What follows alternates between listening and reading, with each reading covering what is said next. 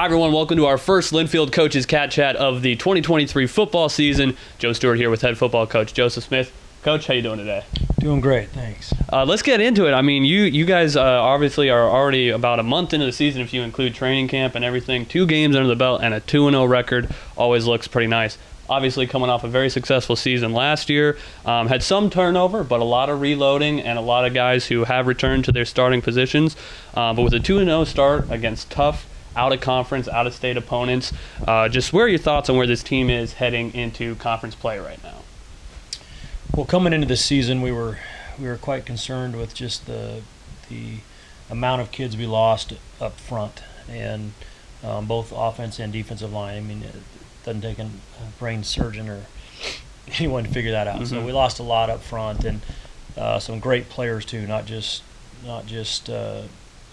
the quantity, but the quality of the kids we left. Awful lot of snaps of experience, and you just don't replace that very easily. It takes time. So, many of those kids were 3- and 4-year starters with COVID. So, just the expertise and the experience that we lost was significant. And I think, as it's playing out right now, we're pleased with where we are. I think our defensive line, Coach Vaughn's done a wonderful job with those guys.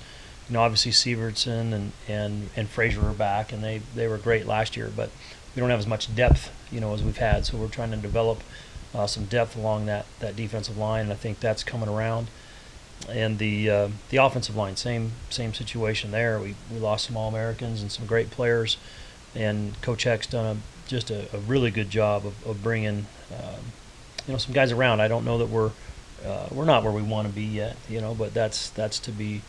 I hope we're never at the point where we want to be.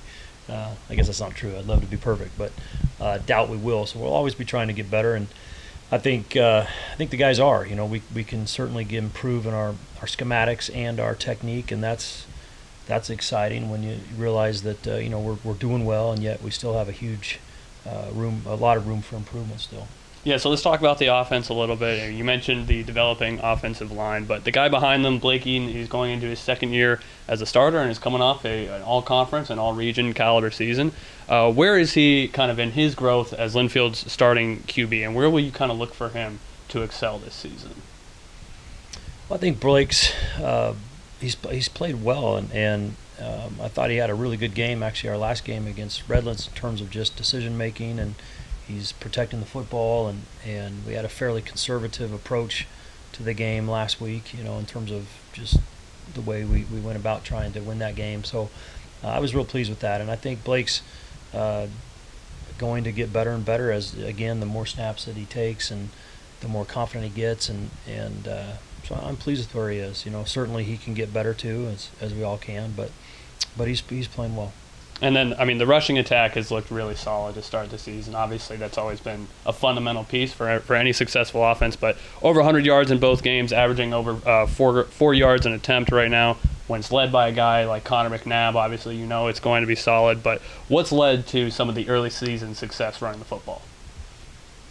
Well, I think it starts up front, without question, and that's something our offensive line does well. We're working on some of the pass protection as well with that, but they starts up front, and you got to win up there, and you have to be able to execute the schemes and adjust to the different looks you're getting, which is always a concern early in the year too. And that's normally where you see offensive struggle is early, and as the games add up and the repetitions add up and the game snaps add up, they get more better able to transfer to the novel. And so I think that's what we're seeing, the rushing attacks coming around, and Coach Elliott and Coach Heck have done a very good job with game plans for that, as well as sticking with it. You can't run the ball if you don't call run plays, and so trying to establish the run and stick with it, I think, is important. And the other thing that you have to look at is the tight end play. The tight ends are both very good. Franco and Isaac are very good tight ends. They're 2 of the best, I'm sure, on the West Coast, and at our level. So they're doing great, and they're allowing us to get into some heavy run sets and exert a lot of force at the point of attack. And then shifting gears defensively, I mean, it looks like it's as solid as ever. Only giving up 14 points last week to Redlands, or 10 points to Redlands, 14 to Denison, holding the Bulldogs to 240 yards, 4 turnovers already forced in 2 games. What would you say that you're looking for that unit to be their biggest strength for the defensive side of the ball? Well, stopping the run is often where it starts on defense, and trying to create make a team be one-dimensional if possible. Everyone would like to do that. I guess at what price do you pay for that? And sometimes you pay a heavy price by creating isolation in the back row, and that can lead to disastrous big plays. And I think as our secondary has developed, and they are developing, there's a chance for those guys to be really good, I think. And we have a fairly large amount of good players back there. So I think it's a rotation of really 6-7 guys that are pretty good in that back row. And as they get more experienced and more confident in what they're doing, I think you're going to see their athleticism really shine through, and you'll see a lot. I mean, I'm hoping for a lot of plays on the football from that group, because they're quite talented at it. And so what that allows you to do then is to stack the box even more and really make teams one-dimensional by inserting your safeties, and they're doing that well. So I think I'm pleased with where they are. Our tackling wasn't as great as I would like it to have been against Redlands. I thought their guy ran really hard and broke some tackles. So that probably was the only area that I would have liked to see them a little better there. But they're playing well. D-line's playing good. So, Blake Rybar, we moved him to the middle. I think that's a good change. He's a dynamic player and great leader. So having him in the middle, I think, has a lot of pluses for our defense. Heading into the bye week here, a chance to rest up, after a lot of travel and everything. And then heading into conference play the following weekend, hosting Willamette. What is the difference in when you're preparing for conference opponents that you see every year, as opposed to these out-of-state non-conference teams? Well, they're different. The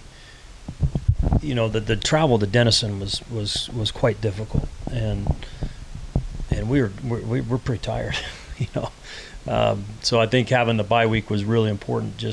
I think we were traveling 7 out of 11 days, and that takes its toll, and our guys just need time to do their homework. I'm worried about that. And injuries are harder to recover from. You don't have all the therapy, even though Dwayne does an amazing job with that. They were incredible, actually, trying to get our team healthy, because we were pretty beat up going into game 1. Shockingly, we had some injuries early on, and to a lot of our skilled positions, and so getting that soft tissue back to elite level of firing, if you want to call it that, that's taken some time, and I think we're seeing that.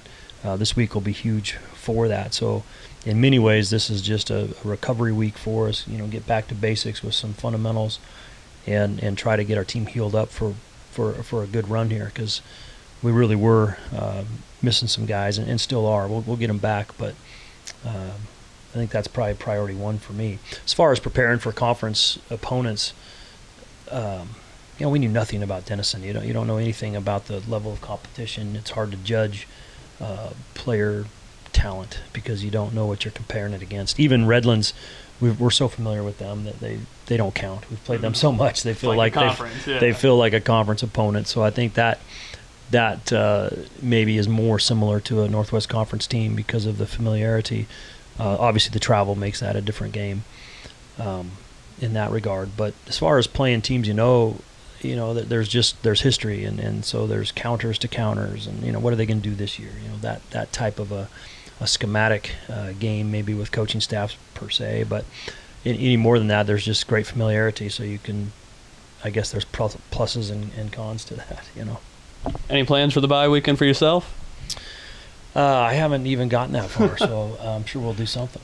All right, well, the Cats will be resting this weekend, but then we hope you all come down to McMinnville for September 30th, as the Wildcats will be opening conference play against that longtime rival, the Willamette Bearcats. We'll have a 1 o'clock kickoff and, of course, full coverage on the Linfield Sports Network starting at 12:30, as we will for all home games all season long. Coach, thanks for the time, and enjoy the weekend. Thank you.